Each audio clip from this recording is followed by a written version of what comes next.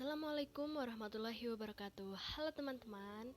Sebelumnya perkenalkan, nama saya Tania Clara Jasmine dari kelas 11 MIPA 1. Di sini saya akan menjelaskan sedikit tentang materi fisika kelas 11, yaitu gelombang mekanik.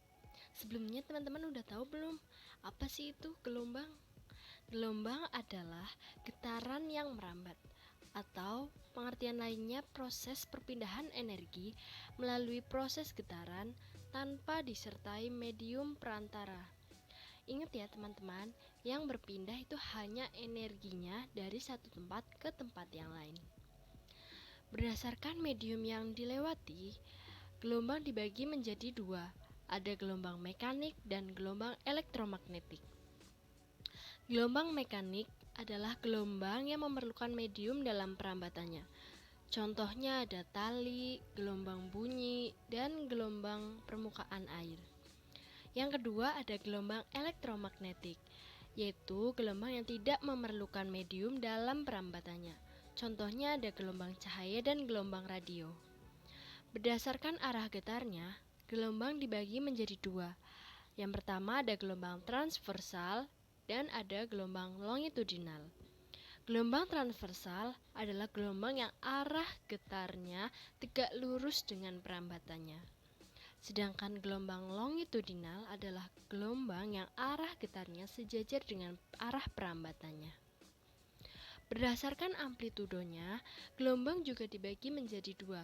Yang pertama ada gelombang berjalan yang amplitudenya tetap, sedangkan gelombang stasioner itu gelombang yang amplitudenya berubah. Oke teman-teman, kita lanjut ke pembahasan selanjutnya, yaitu mengenai karakteristik gelombang. Langsung ke materinya ya. Nah, gambar tersebut merupakan contoh gelombang transversal ya teman-teman.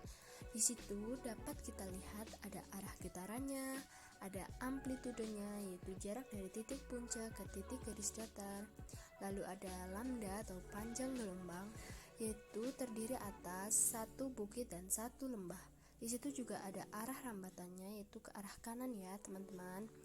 Berdasarkan gambar, lambdanya itu 10 meter.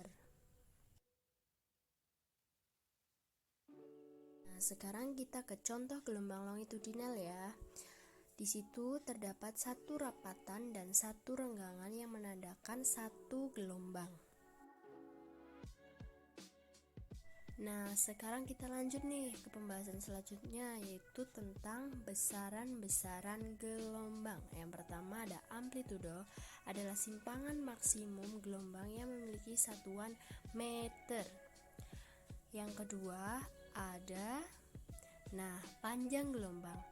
Ditinjau dari gelombang transversal, panjang gelombangnya adalah jarak antara satu lembah dan satu bukit. Jika ditinjau dari gelombang longitudinal, panjang gelombangnya adalah jarak antara satu rapatan dan satu renggangan yang saling berdekatan. Yang ketiga ada frekuensi gelombang. Frekuensi adalah banyaknya gelombang yang bisa terbentuk setiap detik. Secara matematis, frekuensi dapat dirumuskan sebagai F sama dengan N per T, di mana N adalah banyaknya gelombang dan T adalah waktu, satuannya second.